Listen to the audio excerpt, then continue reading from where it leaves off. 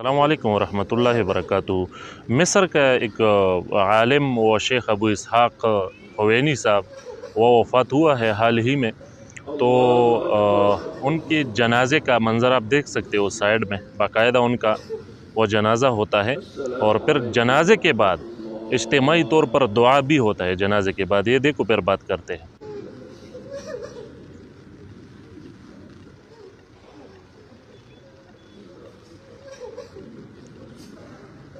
الله أكبر.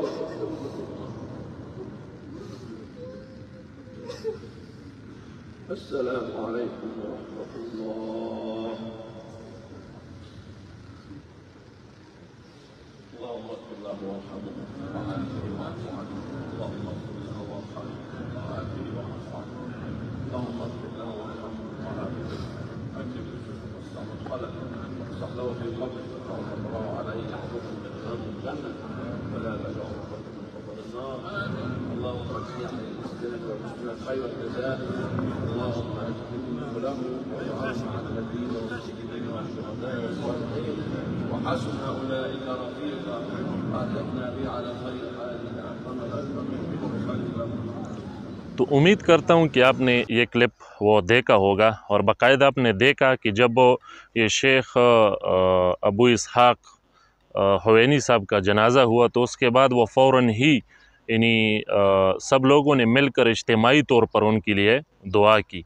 हालांकि आपको पता है ये वीडियो शेयर करने का वो मकसद भी मेरा उसमें ये है कि हमारे पाकिस्तान में, हमारे इंडिया में, इन इलाक़ों में ऐसे उलमा जिसको हम नजदी उलमा कहते हैं या जिनको कोई वहाबी कहते हैं, कोई सलफ़ी कहते हैं, तो वो या उनके हम नज़र कुछ ख़ुद को हनफी, बाज़ हनफी भी है जो ख़ुद को तो हनफी कहते हैं लेकिन वहाबियत से मुतासिर है, तो वो भी आपको ये कहते हैं कि जनाज़े के बाद कोई दुआ नहीं है, जनाज़े के बाद दुआ नहीं करना चाहिए। जनाज़े के बाद अगर आपने दुआ किया तो ये बिदअत हो जाएगा, ये बिदअत है इज्तिमाई दुआ, और जनाज़ा तो ख़ुद ही दुआ है, तो जनाज़े के बाद दुआ नहीं कर सकते। हालांकि पता नहीं किस कम इल्म ने इन लोगों को ये बात बताई है कि दुआ के बाद दुआ जायज़ नहीं होती। क्या आप 5 वक्त जो फ़र्ज़ नमाज़ पढ़ते हो उसमें आप अल्लाहुम्मा रब्बना वो पढ़ते हो, फिर उसके बाद जब सलाम फेरते हो तो क्या आप लोग दुआ नहीं करते? तो वह तो दुआ के बाद दुआ जायज़ हो जाती है, लेकिन जब नमाज जनाज़ा के बाद आ जाती है तो वहाँ पर आप कहते हो कि नहीं, दुआ नमाज जनाज़ा ही दुआ है, उसके बाद दूसरा दुआ मत करो। ये कौन सा मंतक है? हालांकि दुआ तो ऐसी चीज़ है कि 1000 बार भी मांगो तो मांगना जायज़ है, इसमें क्या मसला है, अल्लाह से मांगते रहो।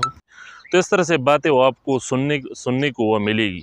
हालांकि आपने देखा कि हमारे पाकिस्तान में भी, इंडिया में भी, अफ़गानिस्तान में भी, हर जगह पर यानी जितने अहल सुन्नत व जमात के अक़ायद व नज़रियात वाले लोग हैं और जो सहीहुल अक़ीदा है, तो वो लोग बाकायदा यानी जब जनाज़ा होता है ना किसी का, तो जनाज़े के बाद इज्तिमाई दुआ भी यानी जायज़ समझते हैं, उस मुस्तहब समझते हैं और दुआ करना वो जायज़ समझते हैं अहल सुन्नत उसको। तो जो भी उसको बिदअत कहते हैं तो उसके लिए ये लम्हे फ़िक्रिया है कि देखो बाहर के ममालिक, अभी मिस्र है ना, तो उसमें जब वो इस शेख साहब का जनाज़ा हुआ, आपके इल्म के लिए बताता जाऊँ कि ये शेख साहब, उसके असातिज़ा में बाज़ असातिज़ा मैंने देखे कि वो भी नजदी थे। जब मैंने उसकी तहकीक की तो ख़ुद यानी शेख अबू इसहाक़ व हुवैनी साहब के अपने असातिज़ा में भी कुछ ऐसे लोग थे जो नजदी थे, जो मैं कहता हूँ कि वहाबी उलमा के बड़े उलमा थे, तो वो उनके असातिज़ा थे। फिर भी यानी उनका जब जनाज़ा, उनके बाद वो यानी मिलकर सब ने वो इज्तिमाई दुआ की। तो ये यहाँ के हमारे इलाक़ों के जो वहाबी हज़रात है या उनसे मुतासिर जो लोग हैं हनफियत के लिबास में छुपी हुई, तो उनके लिए ये लम्हे फ़िक्र है कि भाई आप जिस चीज़ को बिदअत कहते हो तो मुसलमानों की अक्सरियत तो उसमें वो मुब्तला है, वो तो करते हैं, तो इसका फिर आपके पास वो क्या जवाब होगा? और जो ख़ुद को यानी देवबंदी कहते हैं उसके लिए भी वो लम्हे फ़िक्र है कि भाई आप लोग जब अहल सुन्नत को देखते हो, बाज़ देवबंदी, मैं हर देवबंदी की बात नहीं कर रहा, बाज़ देवबंदी उसको बिदअत कहते हैं जनाजे के बाद इज्तिमाई दुआ को, हालांकि हम अहल सुन्नत उसको मुस्तहब समझते हैं। तो उनके लिए भी वो एक हवाला बताता जाऊँ, मुफ्ती मोहम्मद फ़रीद साहब हक़ानी रहमहुल्लाह, वो जो दारुल हक़ानिया कुड़खटक में वो मुफ्ती थे, उसको मुफ्ती आज़म पाकिस्तान भी कहा जाता है, तो तमाम देवबंदी उलमा उसको अपने अकाबिर में से मानता है। تو ख़ुद उन्होंने वो फ़तावा फ़रीदिया में या वो कुलियात फ़रीदिया में तो उन्होंने वो इसकी वज़ाहत की है और जनाजे के बाद इज्तिमाई दुआ की और जवाज़ बयान की है कि हाँ जायज़ है, कर सकते हो। और उसका तरीका भी उन्होंने यही सिखाया है कि जब जनाजे का नमाज हो जाए तो उसके बाद वो सफ़ों को तोड़ा जाए, कसर सुफूफ किया जाए, सफ़ों को तोड़ा जाए, उसके बाद इज्तिमाई दुआ की जाए। और इस सफ़ों को तोड़ने इसी वजह से ज़रूरी है ताकि नमाज जनाजा के साथ वो मुशाबहत न हो जाए, उसमें कुछ ज़्यादती ना हो जाए, तो इसीलिए सफ़ों को तोड़ना चाहिए। उसके बाद वो इज्तिमाई दुआ करना ये बिल्कुल जायज़ है, मुस्तहब है। अगर किसी ने किया तो अच्छी बात है, अगर किसी ने नहीं किया तो हम उस पर उसके मुतालिक भी हम कुछ नहीं कहते। अगर किसी ने नहीं किया तो बस नहीं किया, लेकिन अगर किसी ने उसका इनकार किया, उसको बिदअत का और मुसलमानों की अक्सरियत पर बिदअती होने का फ़तवा लगाया, तो फिर तो उसका रद्द हम करेंगे।